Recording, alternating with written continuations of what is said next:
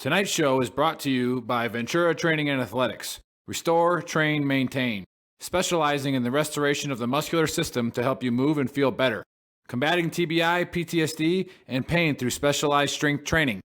Again, get your body right, get your mind right, defeat the demons. You heard their title sponsors. They came on.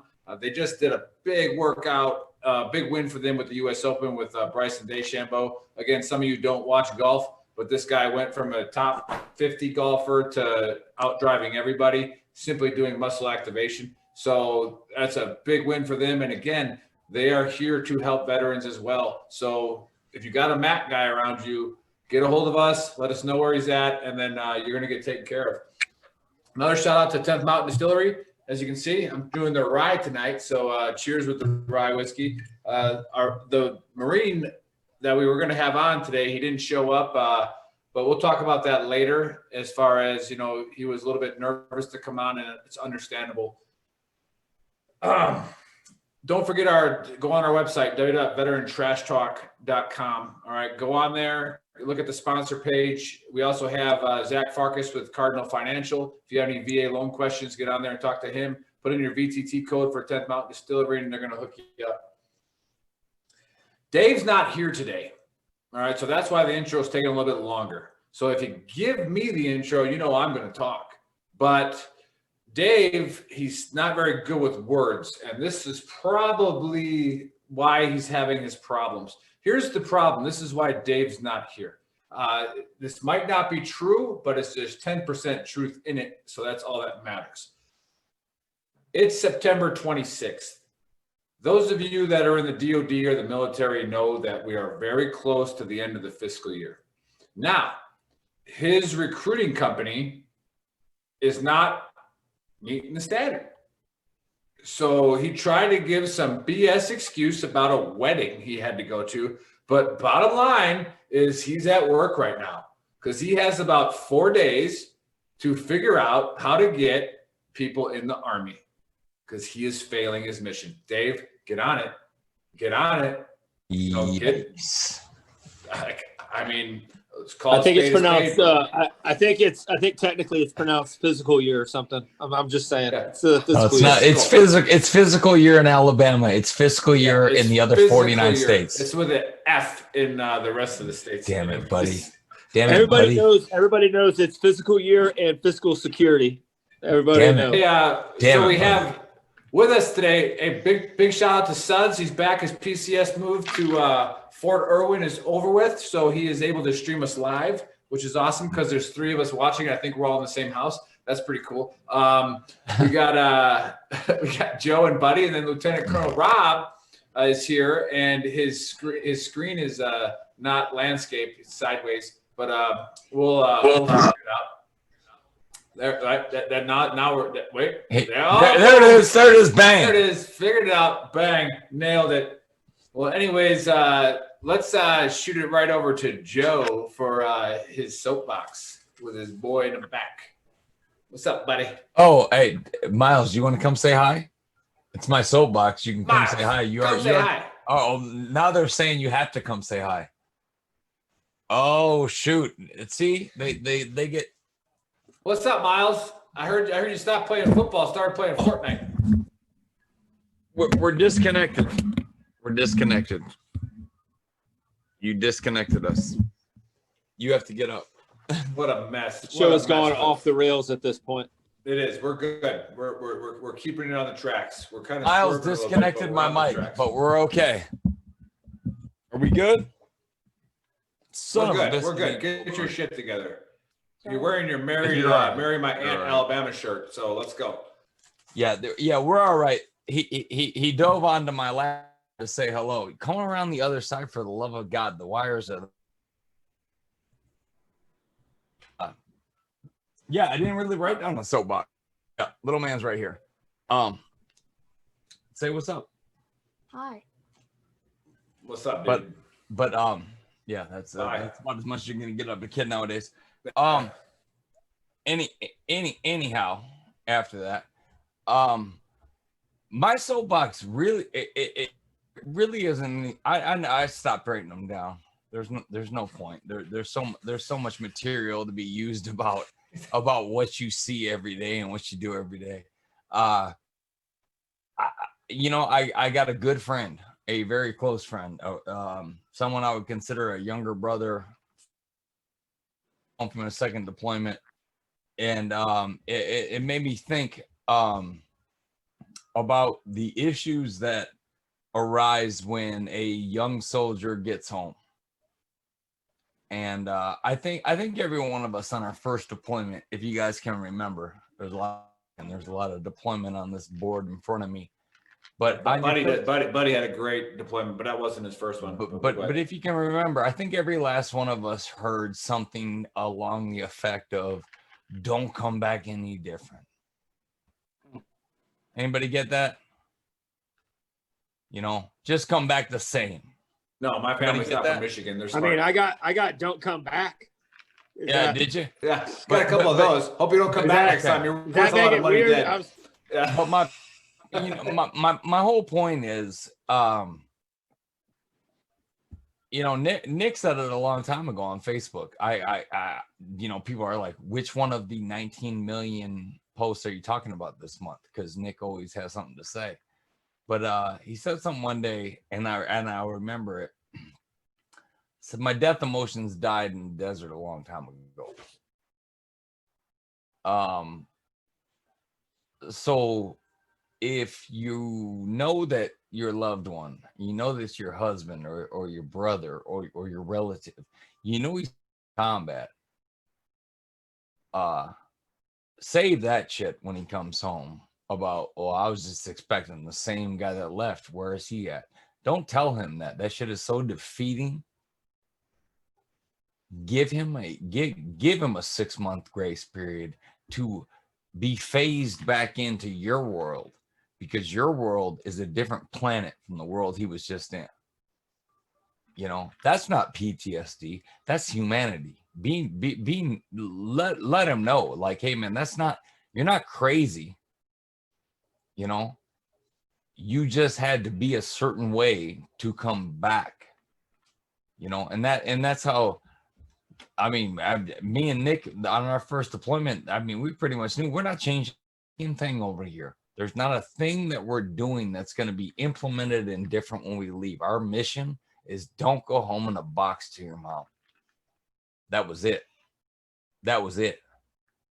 And I promise you, I'm willing to meet my maker for how violent I was in that 15-month period.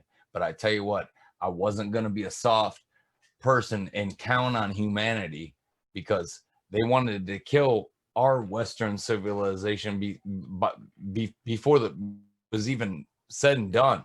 We weren't implementing anything over there. We were just dodging bullets.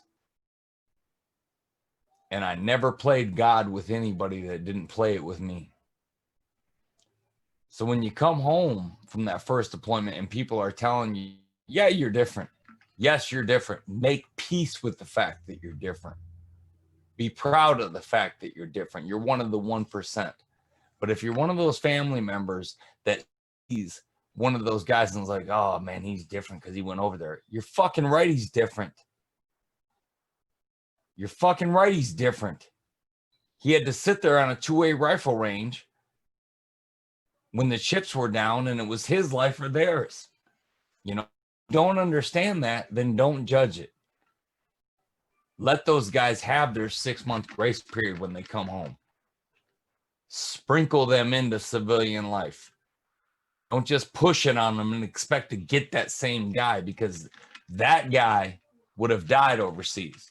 He had to be somebody different. Give them a break. That's all I'm saying. I'm not saying that to anybody directly. I'm just saying when someone comes home from overseas, expect the same person, because they weren't in the same world. They lived in your world. They come home to you in a box, but they're still breathing. That's all I got, Nick. Buddy, go ahead. Hey, adding on to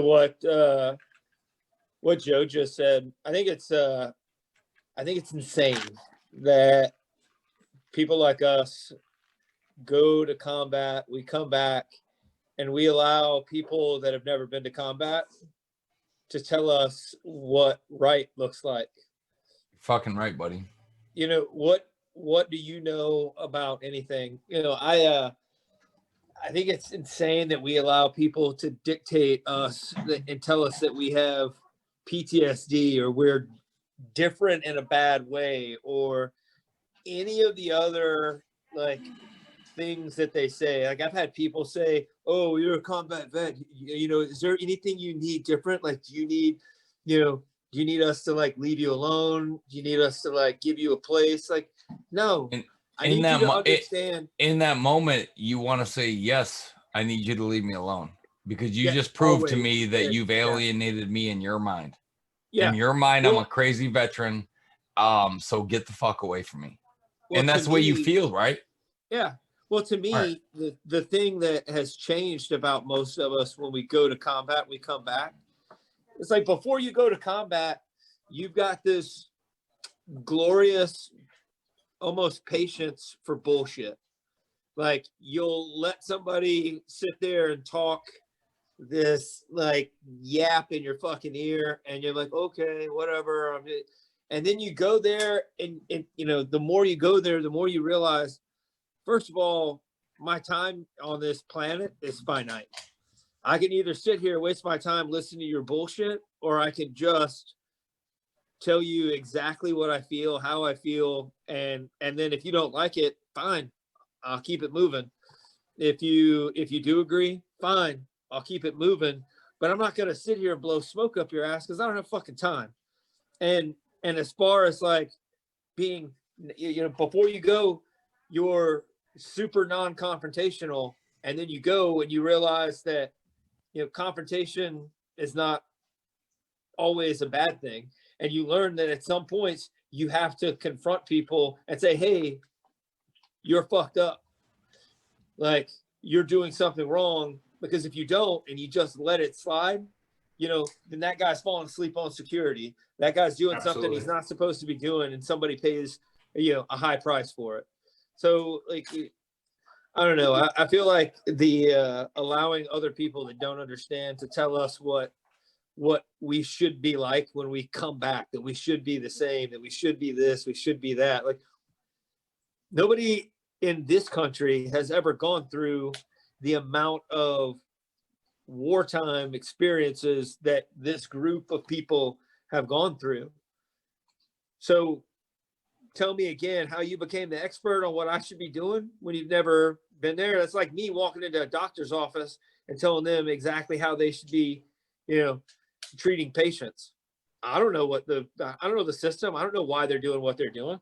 So, hey, buddy, I've been CLS qualified 3 times. So when I go into the doctor's office, like I'm pretty much an MD. So hey, I got cross trained by an 18 Delta once. But and I can tell you, I can give a trach real fast. Like I'm waiting on I go to like restaurants hoping somebody has a bad cough, because I'll cut them. Like I'll cut you real quick just to prove a point. Like I'm gonna find your saddle. Back. Done, son. Give me a pen. Like let's shove it in there. We're good. And then it's a soldier's medal. It's over with. Whew. Right? That's one I don't have. You know what I mean? I need to put that on there. I gotta build that rack.com rack so I can put it on my car. You know what I mean? Like all I got's like one bar right now. I can't rock that and look cool at the VFW. That's not a thing. Anyway, Joe, I agree with what you're saying, but I think that like allowing folks that have never been there to direct how we're supposed to feel is just crazy to me. Anyway, so on to the honesty cap. So this week, like Joe said earlier, there is no shortage of stuff to do an honesty cap on. If you just want to do honesty caps on how ridiculous people are in the United States and around the world right now. But I saw a video this week of a football game, and a couple people sitting in the stands on the outside, and a woman didn't have a mask on, and a campus cop comes up and tells her, "Hey, you can't be here without a mask." She starts fighting him. He starts fighting her. He ends up putting a lot of electrons in her. And then I see these comments below, and it's people. I mean, it's veterans, it's everybody. They're like, "I can't believe that cop did that. I can't believe, all that just for not for wearing a mask and this, that, and the other." And I'm like, what fucking world are we living in? Like, he didn't tase her because she wasn't wearing a mask. I don't wear a mask. I hate it. Why, buddy? Why did he? Well, here's the thing. No, I'm just. I'm going. I don't have a real He's getting opinion. to it, Joe. He's getting to it. Joe. Hold up. Settle down over there. I'm just saying, I don't wear a mask. I don't like it. I think it's stupid. I think it's pretty much pointless. That being said, neither do I. Yeah. That being said, I understand that if I go someplace and I'm not wearing a mask, and somebody who has been tasked with enforcing the rule that place, i.e. the government or a private property, has decided is their rule. If somebody comes up to me and says, "Hey, you have to wear a mask here," I've got 4 choices.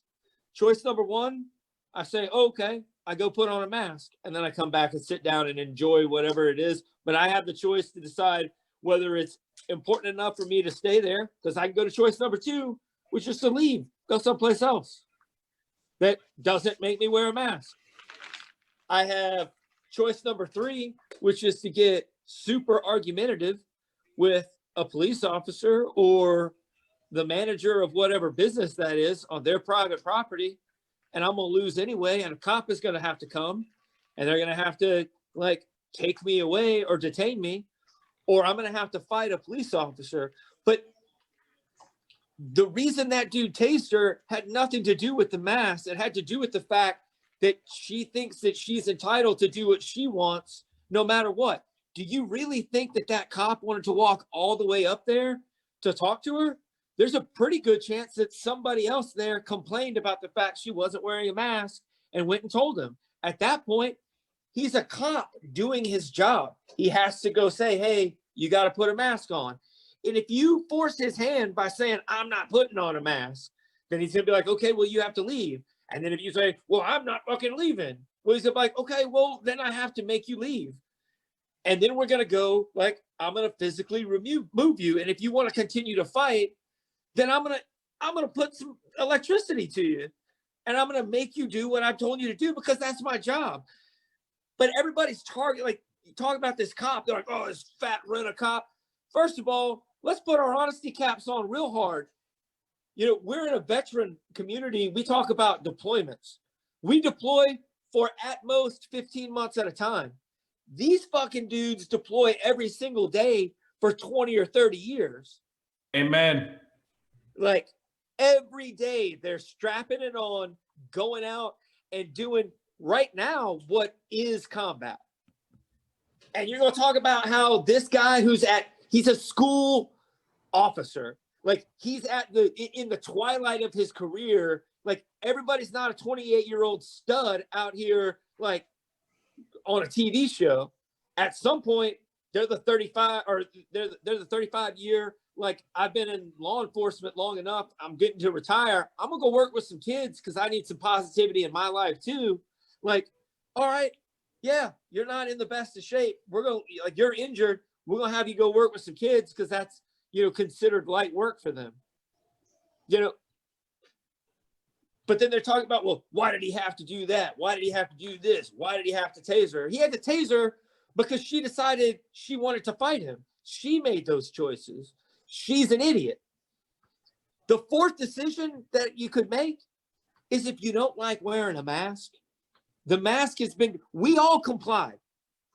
Everybody complied when you thought it had something to do with you. Then when you decided that it didn't have anything to do with you, you'd already let your politicians run fucking rampant. And now it's the police that are supposed to be the ones that that have to deal with it, go to a town hall meeting, go to your city legislature, go to your federal It legislature. doesn't happen anymore. It doesn't happen anymore, but- buddy. Hey, buddy, It doesn't I believe happen that's that way. I believe I'm not that's gonna wear a put mask anymore. put And your then- sack in the game. Yeah, It you doesn't. do something. It But doesn't. you're It doesn't sitting there at a happen football anymore. game acting like, well, I'm watching my kids. You're not gonna put me out of here because I'm watching my kids. Yeah, I am.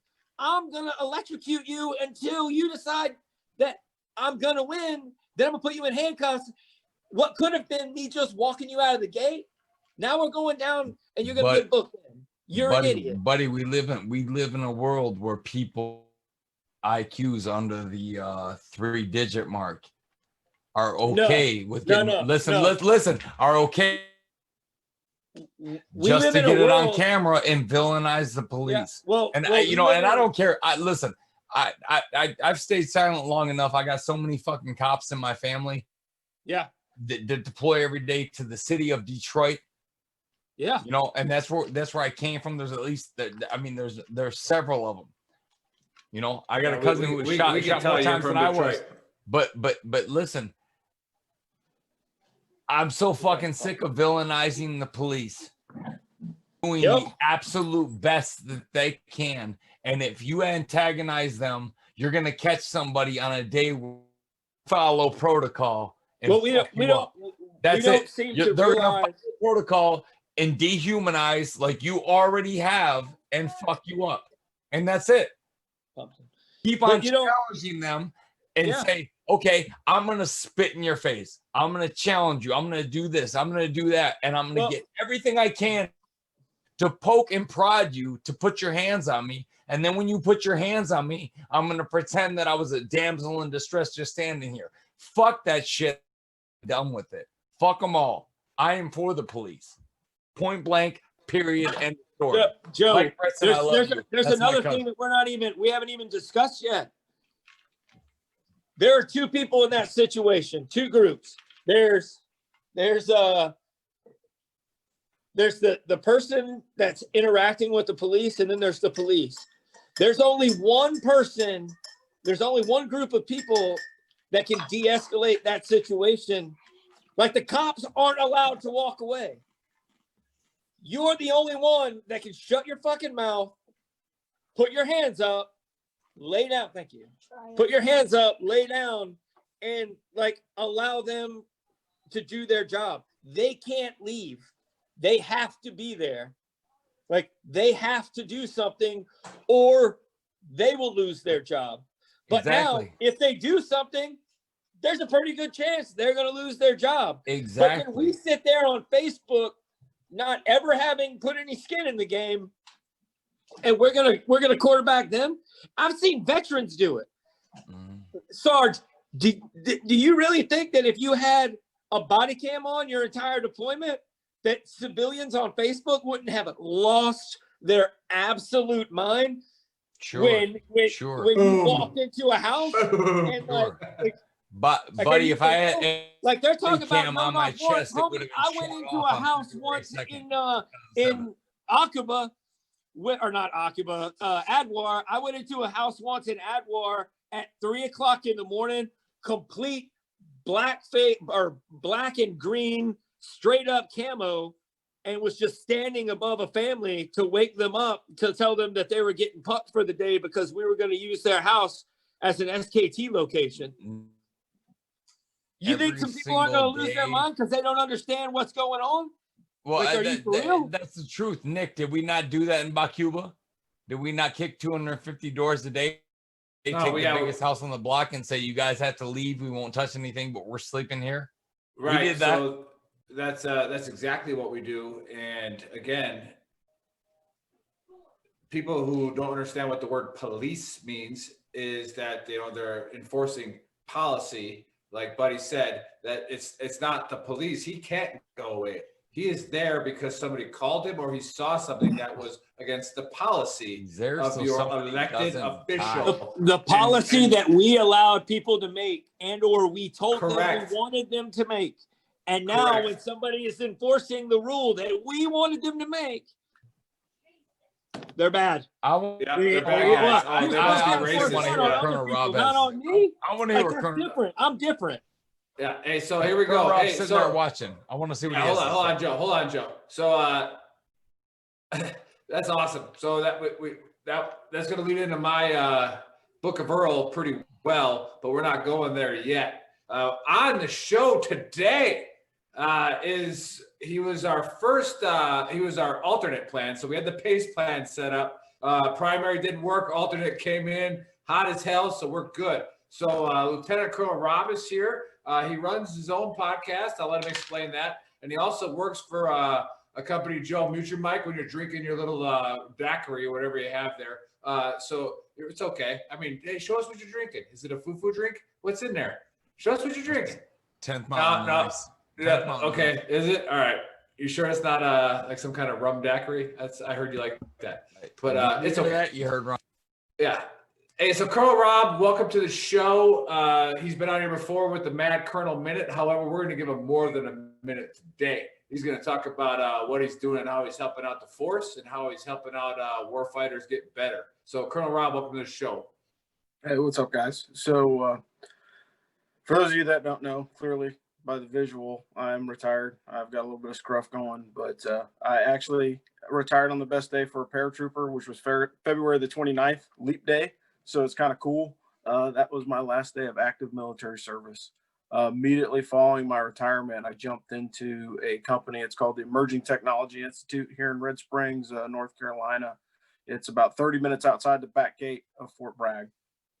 The company was founded on kind of four principles. The first principle being Department of Defense support. The second principle being support to the government, usually local and state. But the primary focus, of course, is training with law enforcement and kind of finding those areas of overlap between military and law enforcement equities to kind of train people up together. And then we focus in on STEM, education, peace, and then partnering with industry and academic organizations. So what we have managed to do in about a 3-year period before I came on, we started training people on how to use drones. And of course, you learn how to use drones with the prohibition on most DoD installations about flying aircraft. You can't do it. So we basically created a space where you can train drones. The next step became, hey, how do we do counter UAS?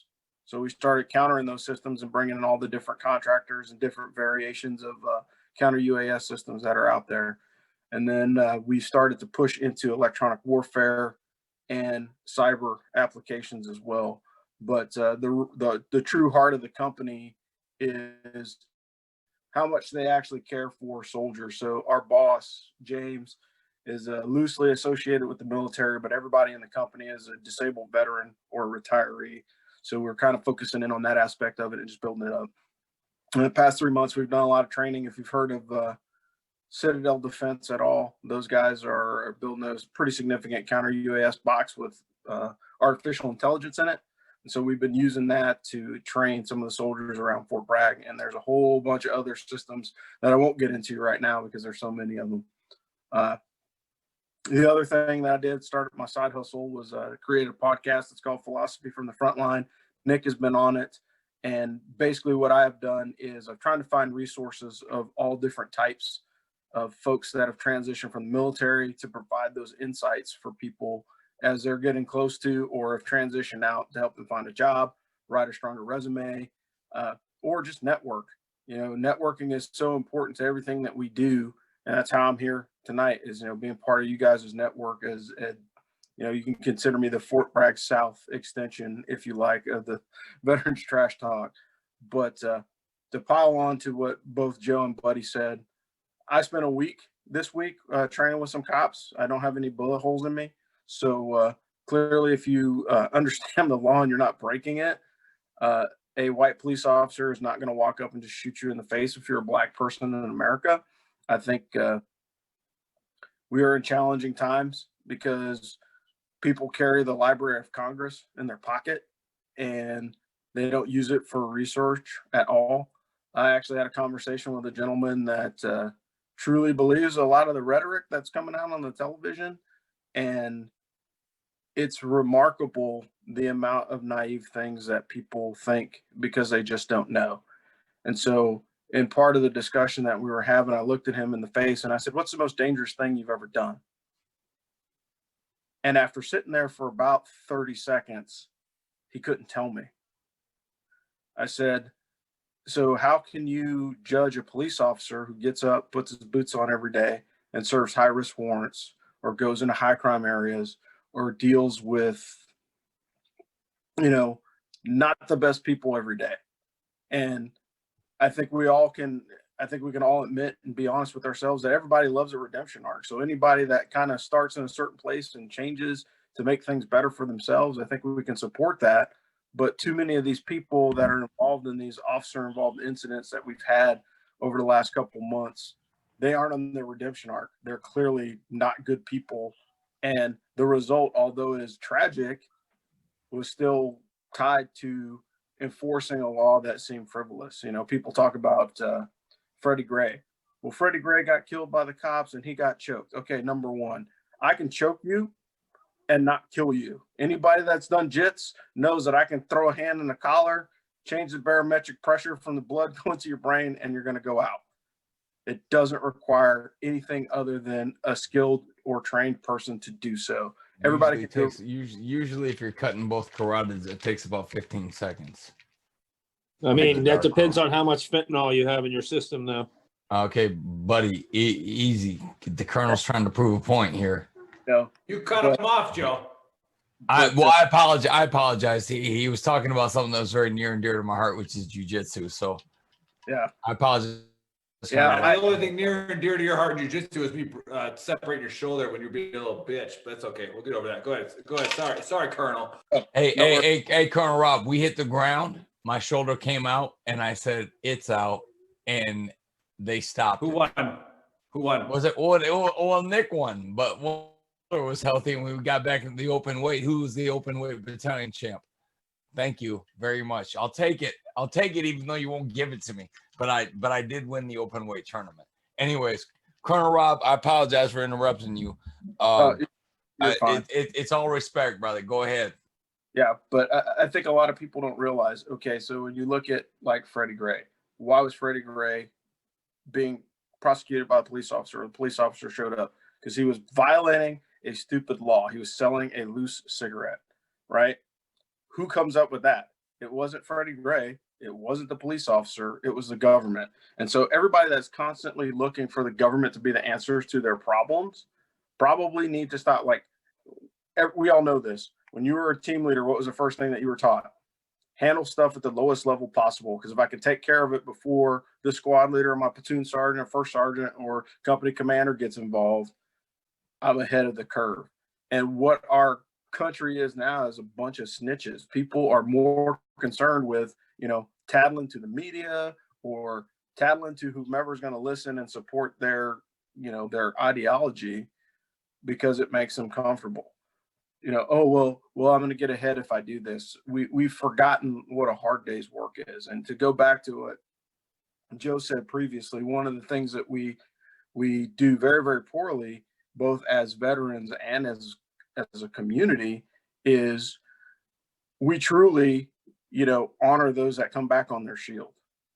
But one of the things that we struggle with is the guys that bring their shield home, right? For all those warriors that come back that, have retained their crimson, for lack of a better term, what do we do to take care of them? And it's kind of good that you guys are doing this because it gives a platform and a voice for people to kind of commiserate and work to make an impact on the community because, we survived the war, but we got to survive the peace afterwards. And that's one of the things that's very, very difficult, particularly when,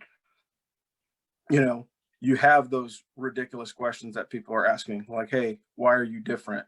Well, because I had to zip up a body bag on, one of my soldiers who died in a vehicle accident. And my first sergeant was bawling his eyes out. And this guy was, jumped into Panama, served in Somalia, observed a intersection during Desert Storm.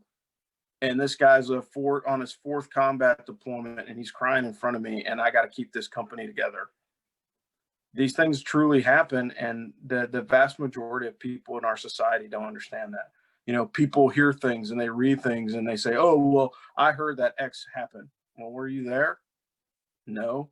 Then you have no place to judge. And it's the same thing with, as Buddy was saying, you know, if you have options, you have choices. The officer's only enforcing the law that he is prescribed to enforce. So if you're not operating within those parameters, then you either make the change or the officer is going to correct the behavior, because that's what he's getting paid to do. It's the same thing when you skint up one of your privates for being late. Hey, private, get your ass to formation on time or I'm going to smoke the shit out of you. That's how it happens. That's how it works. It's a natural reinforcement of standards that are presented. But again, the business that I'm in, we're doing some great stuff. This past week, what we did was we had a law enforcement and military challenge with laser shot simulations. So laser shot is a company in Houston, Texas. They have several retirees from the infantry branch run around in there, and they have established a simulator that basically allows you to do every type of marksmanship training, to include 3-gun and long range shooting through laser simulation. And there's also the judgment training scenarios, which are basically built to insulate police officers from stress. So we put you in a situation, you can see it on the screen. Hey, it's an active shooter. You've got to find the active shooter and figure out why these people are dead or why these people are running.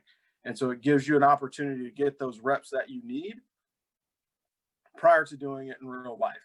And so it was a really great opportunity. The military guys won. So actually the first place guy was he was a President's 100 guy from the South Carolina National Guard, really good shooter, clearly. But second place guy was old 504 guy from the 82nd. He's actually PCSing to go be a drill sergeant. I know you guys mentioned the shark attacks briefly. I think it was before we jumped on. So there are ways around it. And I tell people all the time, like, there are plenty of ways around it, because I was a basic training company commander in 2001. I actually was doing change of command inventories when the towers came down. And what we would do is we would be nice to the privates. We pick them up from 30th AG, bring them down to the area. It's like, hey guys, welcome to the company. I'm your company commander. This is the first sergeant. These are your drill sergeants. We'd give them a little bit of action as they're, move your bags from point A to point B, the same old battle drill as always. And then about 3 o'clock in the morning, we'd have the first fire drill of the cycle. And that fire drill usually ended up with a bunch of privates doing front back go until about 5:30 in the morning. And then after 5:30 in the morning, we would transition immediately into PT period 1. Battalion commander was like, wow, you guys are always on time for PT period 1. Little did he know we were scuffing the shit out of those kids, getting them ready for the Army, right? And some people would say that's harsh, or some people would say that it's a technique or something that shouldn't be happening. But before the towers came down, or before 9/11, it was kind of one of those things like, yeah, you may go, you may not go. If you're in special operations or you're in your right organization at the right time, you might go someplace. But after 2001, my going in position, and I would basically tell everybody the same thing, and I would tell you guys this: if our enemies are going to saw off an American soldier's head with a rusty hacksaw, me getting up in a private's face and bouncing a freaking brown round off of the bridge of his nose is the least of his concerns. And that's truly coming from, guys that are going to volunteer to serve in combat organizations. The more pressure that you can put on them early, the better off they're going to be, because we all know it's a scientific fact that pressure makes diamonds, whether it be in a lab or organically in nature. So if we back off and we take the foot off the gas off of those young men and women now, they're not going to develop into the soldiers that we need. I don't need you to think. I need you to react and do what I tell you to do. And I think that's part of. Go ahead. No, you're dead on. Cut them off again, Joe. Well, listen, I can't fucking help it. I see a man with this. I see a man with this much rank. Stick your hand in there. It's like I gotta grab it. I've been a civilian for so long, and I've watched this thing soften, and I see a man much rank that's watched it, that obviously cares, that obviously gives a shit about it, that obviously gives a shit about the 22 a day, that obviously cares about what's happening to these people. And where are we changing civilians into fucking soldiers? If we take that shark attack away, if we take that stress of compressing coal into diamonds, we take that away. And like Buddy said, did we send the fucking memo to the bad guys to not stress our boys out? Like, what are we into? I mean, fuck, I'm sorry that I cut him off, but it has to be driving him crazy. He's an officer, so he's going to be a professional. Fucking freak out. I don't care. I left as an E5, Colonel Rob. I mean, that's where I left. But I tell you, I had my ass broken in half and back in to a soldier to be a paratrooper in the 80s. Hey, Joe, nobody was ever allowed to break your ass in half. I don't know how they did it, but yeah, hey, who buddy, did that? Hey, buddy, I don't know who you're talking to in the back half. But if you're not part of the conversation, then phase out like you were planning on being. Hold on, get the hell out of here. Colonel Rob, look, he's shooting words out of the side of his mouth and then fading away. There he goes. Anyways. Well, hey, Joe, that's a perfect lead into my dumpster fire shirt. Remember, go on veterantrashtalk.com store. We every time we get veterans together with beers and drinks, whiskey, whatever, dumpster fire, it's going to happen. Colonel Rob, we appreciate every comment that you had and the business that you promoted. And I'm going to get into the Book of Earl real quick here. The Book of Earl, Rob, I'll tell you right now, my dad was listening. I will wait until Joe's done. In Detroit, just outside of Detroit, Michigan. My dad was listening to every word you said. And I appreciate you being here. I loved the wisdom. I love to sit here with the rank that is on the same par for the course that we are. So thank you for being here. Thank you for your words of wisdom. And I apologize if I cut you off. And Nick, the floor is yours. I'm muting my. That was good. Go ahead, Colonel Rob. You want to respond to him? That's fine. He loves you. He wants to hang out with you. No, the only thing I will say is I appreciate you guys having me on, because cross promotion is very, very important. And, you know, word of mouth is the biggest and the greatest advertising tool that we have.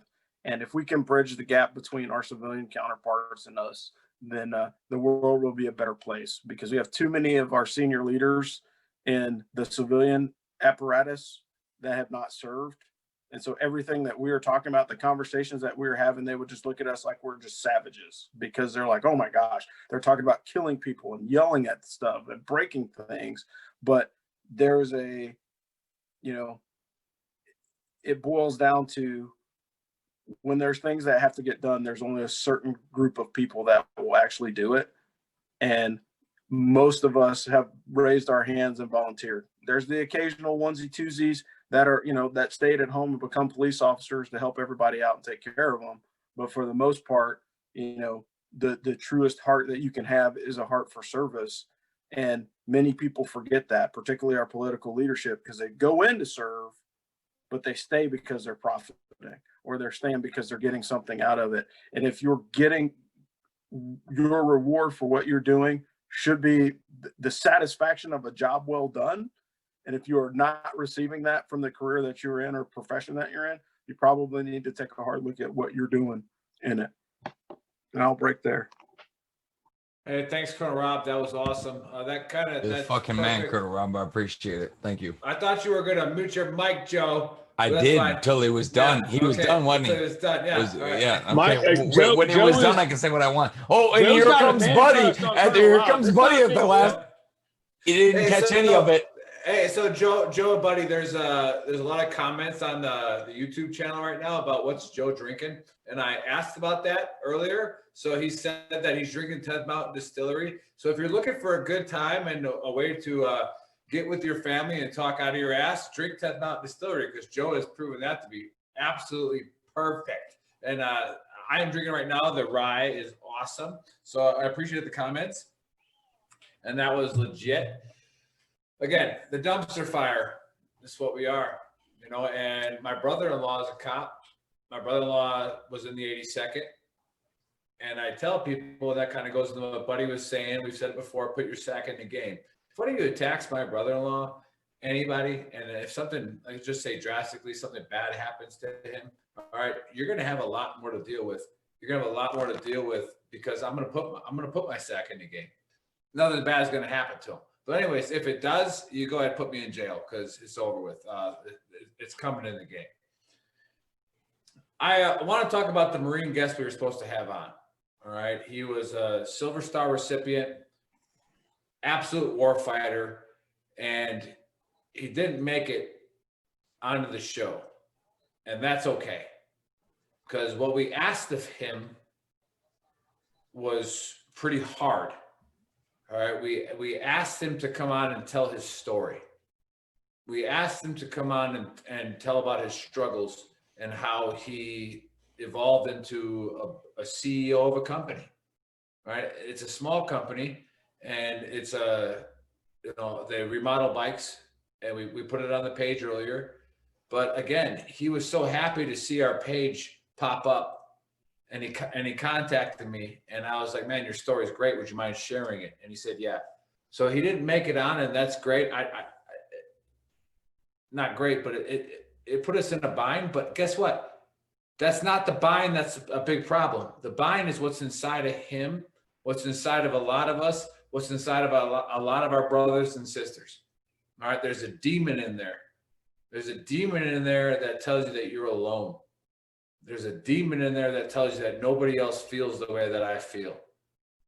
Well, I'm telling you right now, brother, and I'm telling you right now, anybody that's watching, all right, we all have that demon. And I watch Facebook and I watch people post things about another brother or sister that took their life, that was a veteran. And what they don't understand, all right, it's that you might take your life because of the pain that's inside. And you think it's going to end, right? Think about it this way. Yeah, your pain will end. But every time I see a brother or sister post on Facebook and or I get the phone call about a brother or sister, right? We all die inside.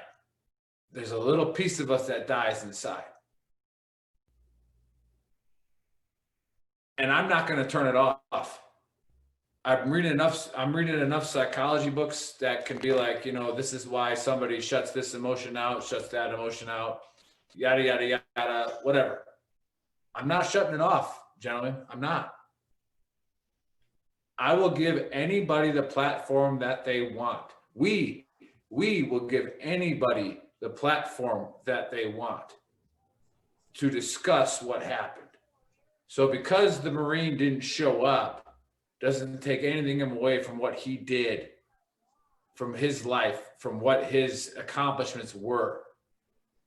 All right. He's not alone, but he's struggling right now.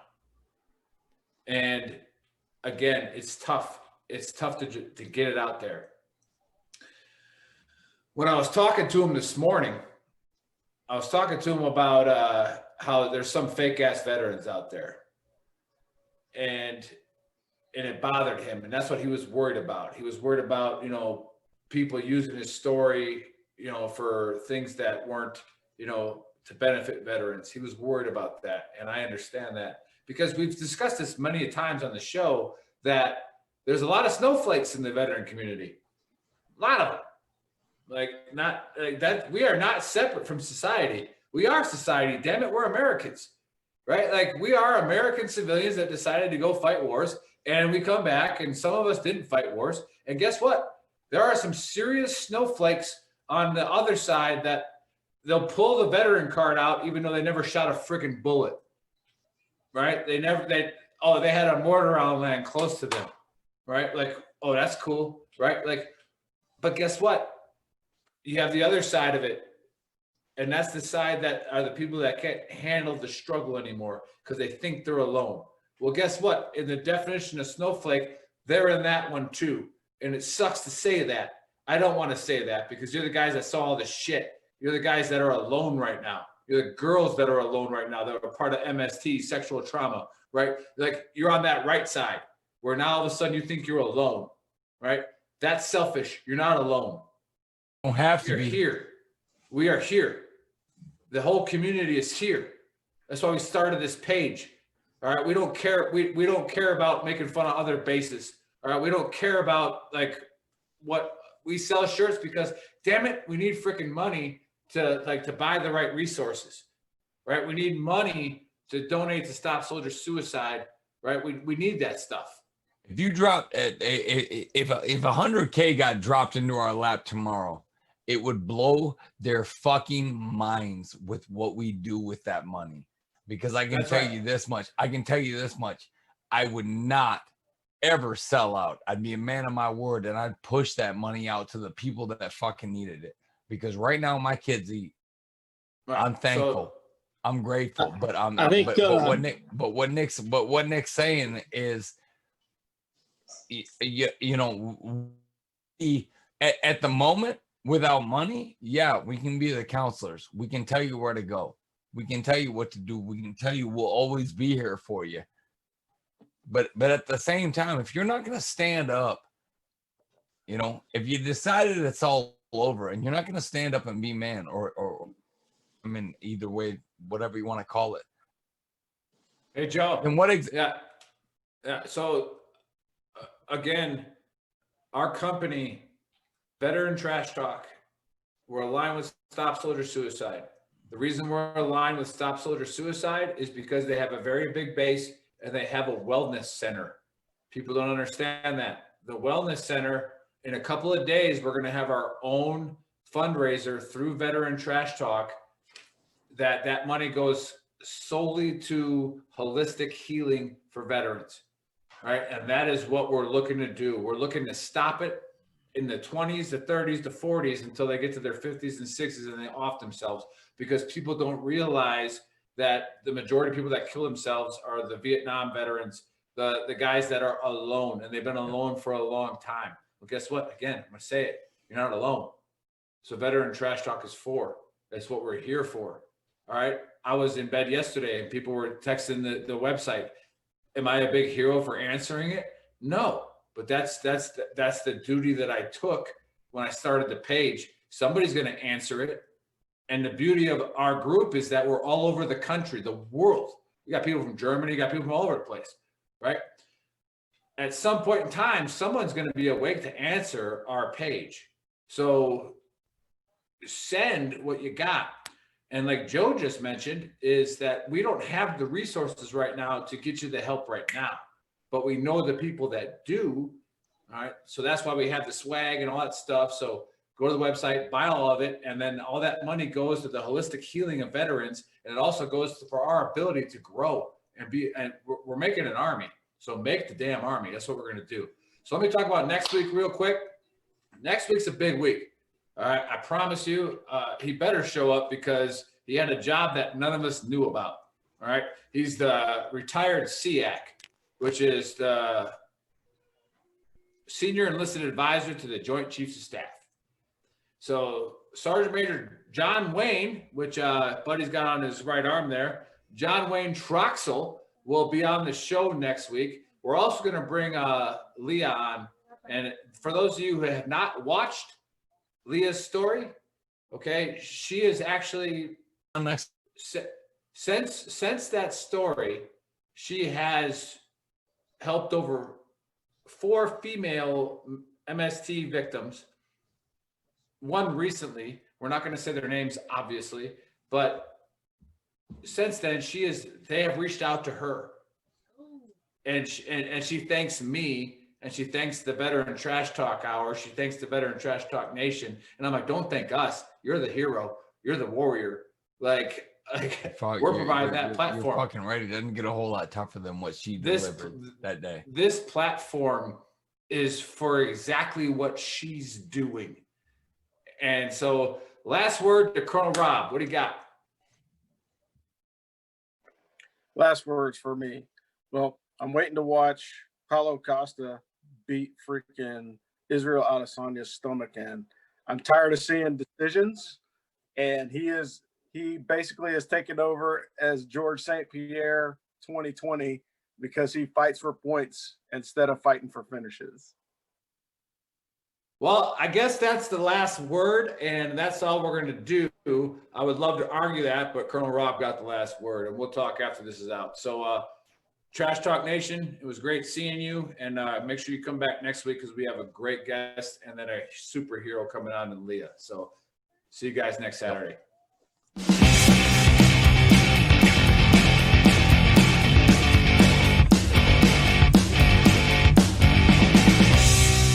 Ha ha ha ha ha!